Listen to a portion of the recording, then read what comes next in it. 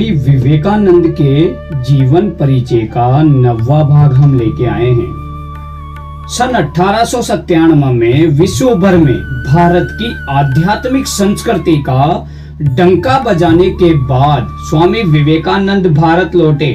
कोलंबो से लेकर कोलकाता तक जहां जहां वे पहुंचे, लाखों लोगों ने उनका भव्य स्वागत किया।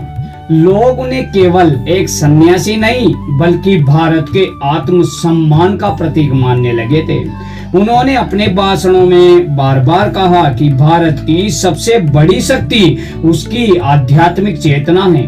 यदि भारत का युवा अपने चरित्र, आत्मविश्वास और परिश्रम को पहचान ले तो कोई भी शक्ति उसे आगे बढ़ने से रोक नहीं सकती। स्वामी विवेकानंद जी ने कहा कि केवल पूजा पाठ ही धर्म नहीं है। सच्चा धर्म वो है जो भूखों को भोजन कराए, अशिक्षित को शिक्षा और पीड़ित को सहारा दे। उनका प्रसिद्ध संदेश था कि मानव सेवा ही ईश्वर की सेवा है। भारत भ्रमण के दौरान उन्होंने गरीबी, अशिक्षा, सामाजिक भेदभाव और बहुत करीब से देखा।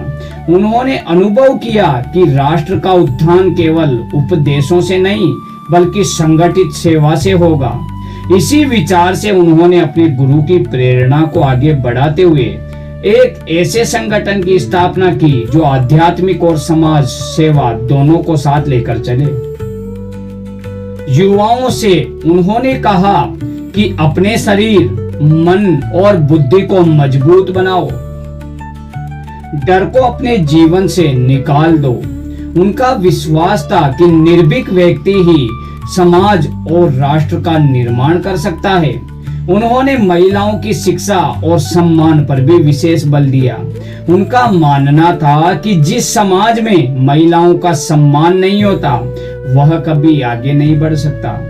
उनका संदेश केवल भारत तक सीमित नहीं था। वे चाहते थे कि पूरी दुनिया भारत की आध्यात्मिक विरासत को समझे, मानवता के लिए प्रेम और सेवा तथा भाईचारे का मार्ग अपनाए। स्वामी विवेकानंद के विचारों ने लाखों युवाओं के जीवन को बदल दिया। उन्होंने लोगों को बताया कि समाज केवल धन कमाने में नहीं, सफलता केवल धन कमाने में नहीं बल्कि अपने जीवन को समाज और राष्ट्र के लिए उपयोगी बनाने में है।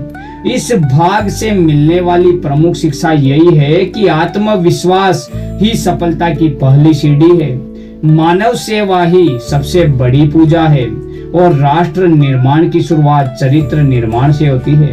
शिक्षा का उद्देश्य केवल नौकरी नहीं है दोस्तों, बल्कि व्यक्तिगत विकास है। युवा ही किसी भी देश की सबसे बड़ी शक्ति होता है। निडर बनकर अपने लक्ष्य की ओर बढ़ना चाहिए। स्वामी विवेकानंद हमें सिखाते हैं कि सच्ची सफलता केवल स्वयं आगे बढ़ने में नहीं बल्कि दूसरों को भी आगे बढ़ाने में है। जब युवा जागता है तब राष्ट्र जागता है और जब राष्ट्र जागता है तभी इतिहास बदल जाता है। जय श्री राम।